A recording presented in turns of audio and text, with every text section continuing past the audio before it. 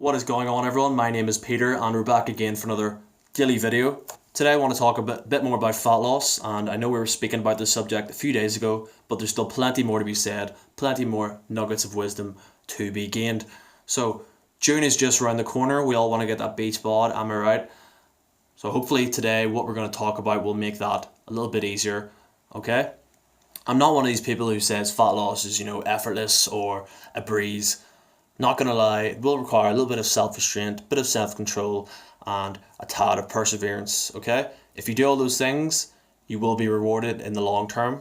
So you just gotta bear with it, stick it out, trust the process, as they say.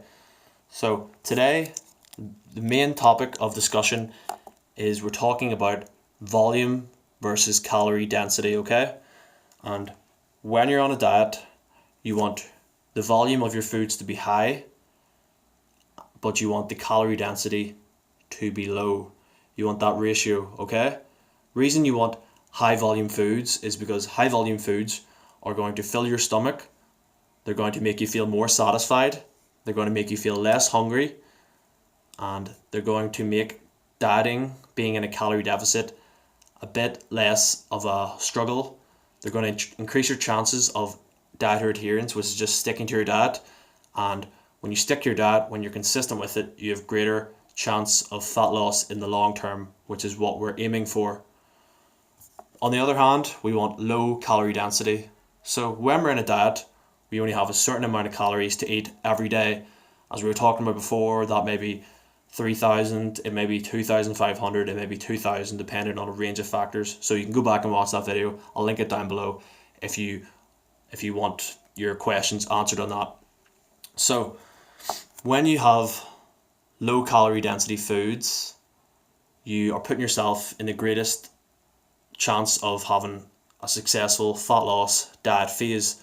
The reason being is, yes, we only have a certain amount of calories every day. So if we're being prudent, if we're being wise, we should spend them wisely, of course.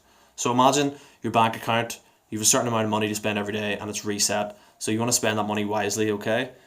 And in doing so, you want your food to be high volume and low calorie density. You want that ratio to be high. And when it is high, you're smoking and joking, right? So now we're going to bring out a special guest. This is a real life example of what you can do in your day-to-day life to make smart choices about your diet.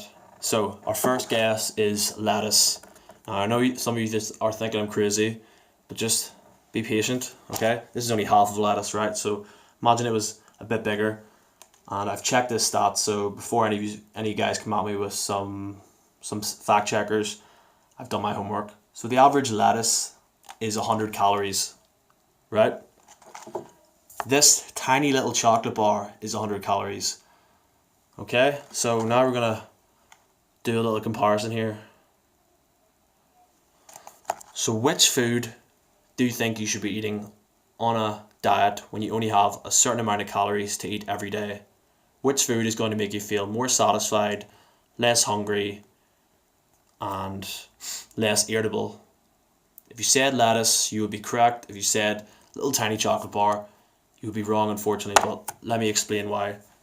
This tiny little chocolate bar, yes, it may taste nicer, okay? Yes, it may give you more satisfaction for a brief second, but after it's gone, quickly, may I add, you're going to be left with a big hole in your stomach, and you're going to be just as hungry as you were before, if not hungrier. So you want to limit the amount of high calorie dense foods you're eating, which are low in volume, when you're on a diet, because you want to spend those calories wisely like a smart investor.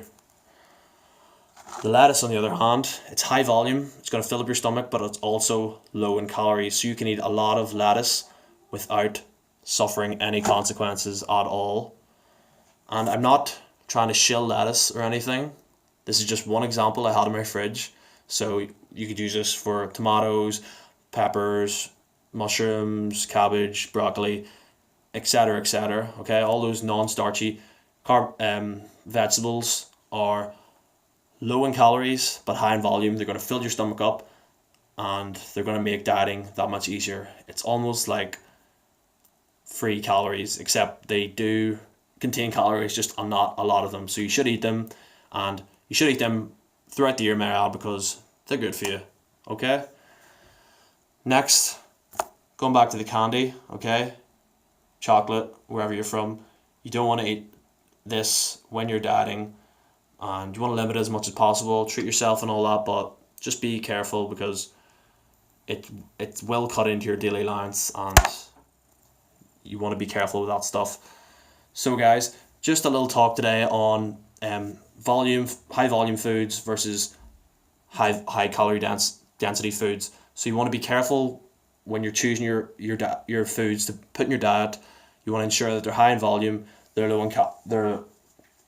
in calories, and when you do that, you can also put in good nutritious foods such as potatoes, fibrous foods such as porridge, rice, and high protein foods such as lean meats, eggs, and that's a good combination for you to feel satisfied, give you the best opportunity for fat loss in the long term.